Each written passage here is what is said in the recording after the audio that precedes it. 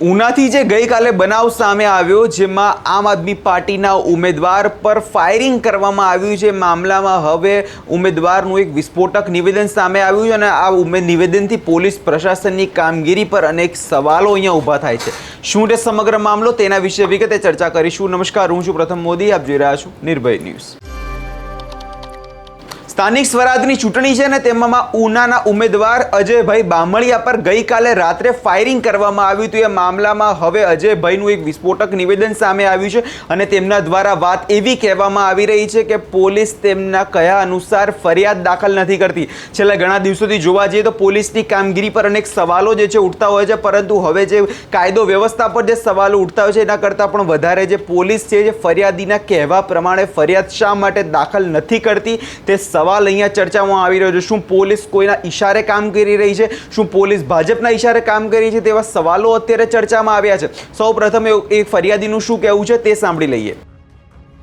ઉપર આવી રીતે હુમલો થયો છે જીવી જોખમ ઉપર, તો એ તમને નાટક લાગે છે? મારે તમને એ સવાલ કરવો, તમને નાટક લાગે છે આ બધું? આ લોકો ફાયરિંગ કર્યું અને મને મારવા ઉપર એટલા હદે આવી ગયા, તો આમાં નાટકનો તો કોઈ પ્રશ્ન જ નથી આવતો।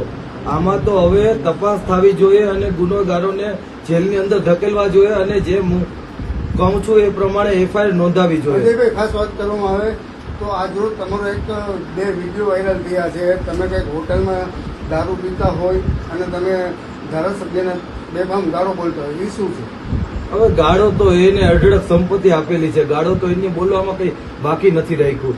એની ગાળો તો તમે સાંભળેલી છે અને તમે પ્રશ્ન પૂછો છો, તમે પણ એનો ઇન્ટરવ્યુ લીધું હતું, એમાં પણ એની ગાળો એને ઘણાને દીધેલી છે। એ કઈ સમાજ એવો બાકી નથી રાખ્યો। હું તો મારા 18 વાળાને કહેવા માંગુ છું કે મેં કોઈને ગાળો આપી નથી। અને જે આ ગાળોની વાત આવે છે અને મહેફિલની એની જે અમારા હોટલમાં ફોટા બહાર પડ્યા છે, બરાબર, તો હોટલમાં તો જમવા જતા હોય ભાઈ, એ કઈ બહાર તો અમે કઈ રસ્તા ઉપર તો નથી પાર્ટી કરતો, હું કઈ હોટલમાં જઈને બેઠો હતો। દારૂની તો વાત અલગ રહી, જમવું તો ખરી ને, એમાં હું દારૂ મારા હાથમાં બોટલ હોય કે એવું કઈ વસ્તુ છે નહીં। અને વાત આવી તમે એમ કહેતા હોય કે ગાળુની, તો ગાળું એ આ આખી ક્લિપ બનાવેલી છે, એ ગાળો મારા મોઢેથી બોલેલી છે જ નહીં।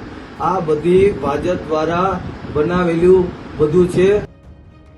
એટલે જે રીતે તમે અહીંયા ફરિયાદીને સાંભળ્યા અને તેમના દ્વારા ખાસ વાત એ કહેવામાં આવી છે કે પોલીસ પ્રશાસન આ મામલે યોગ્ય કાર્યવાહી હાથ નથી ધરી રહી। આપણે પ્રવીણ રામને પણ સાંભળ્યા હતા અને ગોપાલ ઇટાલા દ્વારા પણ આ મામલે પ્રતિક્રિયા આપવામાં આવી છે અને પ્રવીણ રામનું સ્પષ્ટ કહેવું છે આ કોઈકના ઈશારે ઉમેદવાર પર હુમલો કરાવવામાં આવ્યો છે। એટલે જે રીતે કોંગ્રેસના જે ઉમેદવાર છે તેમને તો હટાવી દેવામાં આવ્યા હતા અને એના જ કારણે હવે આમ આદમી પાર્ટીના જે નેતાઓ છે તેમને ટાર્ગેટ કરવામાં આવી રહ્યા છે, તેમને ધાક ધમકીઓ આપવામાં આવી રહી છે। અને ગઈકાલે જે ઉનાથી બનાવ સામે આવ્યો જેમાં ઉમેદવાર પર ફાયરિંગ કરવામાં આવ્યું તે કાયદો વ્યવસ્થાની સ્થિતિ સામે અનેક મોટા સવાલો જે છે અહીંયા ઊભા કરી દે છે। એટલે ગુજરાતમાં જે રીતે આખો આ બનાવ બની રહ્યા છે, જે રીતે આમ આદમી પાર્ટી હોય કે કોંગ્રેસ હોય તેમના ઉમેદવાર પર હુમલો કરવામાં આવી રહ્યો છે, ધાક ધમકી આપવામાં આવી રહી છે, એ પણ મતદાનના 2 દિવસ પહેલાં તે ઘણા મોટા સવાલો પોલીસની કામગીરી પર ઊભા કરી દે છે। કેમ કે જે રીતે ગુજરાત પોલીસ કહેતી હોય છે કે સુરક્ષાની વાતો કરતી હોય છે, પરંતુ અત્યારે મતદાનના 2 દિવસ પહેલા ઉમેદવારો જે સુરક્ષિત નથી।